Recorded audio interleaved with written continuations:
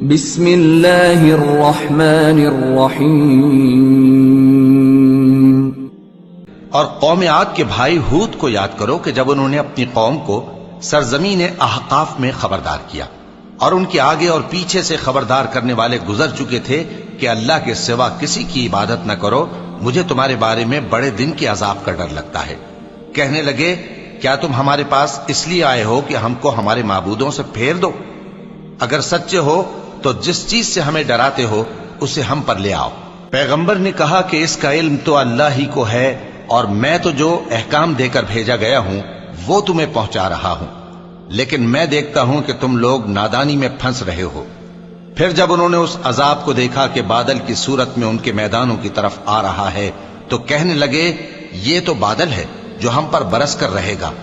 نہیں، بلکہ یہ وہ چیز ہے جس کے لیے تم جلدی کرتے تھے، یعنی آندھی، جس میں درد دینے والا عذاب بھرا ہوا ہے، جو ہر چیز کو اپنے پروردگار کے حکم سے تباہ کیے دیتی تھی۔ آخر وہ ایسے ہو گئے کہ ان کے گھروں کے سوا وہاں کچھ نظر نہیں آتا تھا۔ گناہگار لوگوں کو ہم اسی طرح سزا دیا کرتے ہیں، اور ہم نے ان کو ایسا اقتدار دیا تھا جو تم لوگوں کو نہیں دیا، اور انہیں کان اور آنکھیں اور دل دیے تھے، تو چونکہ وہ اللہ کی آیتوں سے انکار کرتے تھے اس لیے نہ تو ان کے کان ہی ان کے کچھ کام آ سکے اور نہ آنکھیں اور نہ دل، اور جس چیز کا وہ مذاق اڑایا کرتے تھے اسی نے ان کو آ گھیرا۔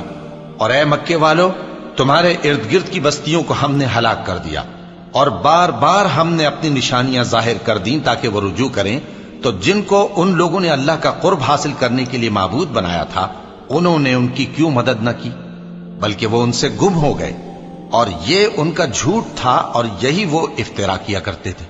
اور وہ وقت قابل ذکر ہے جب ہم نے جنوں میں سے کئی شخص تمہاری طرف متوجہ کیے کہ قرآن سنیں، تو جب وہ اس کو سننے حاضر ہوئے تو آپس میں کہنے لگے کہ خاموش رہو۔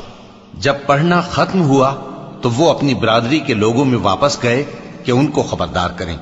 کہنے لگے کہ اے قوم، ہم نے ایک کتاب سنی ہے جو موسیٰ کے بعد نازل ہوئی ہے، جو کتابیں اس سے پہلے نازل ہوئی ہیں ان کی تصدیق کرتی ہے اور سچا دین اور سیدھا رستہ بتاتی ہے۔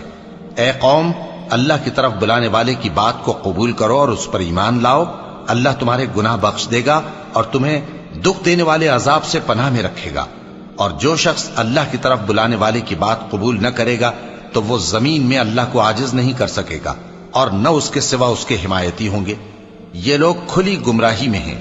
کیا انہوں نے نہیں سمجھا کہ جس اللہ نے آسمانوں اور زمین کو پیدا کیا اور وہ ان کے پیدا کرنے سے تھکا نہیں، وہ اس بات پر بھی قادر ہے کہ مردوں کو زندہ کر دے؟ ہاں، کیوں نہیں، وہ ہر چیز پر قادر ہے۔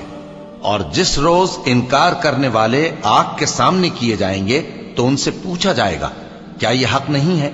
تو کہیں گے کیوں نہیں، ہمارے پروردگار کی قسم یہ حق ہے۔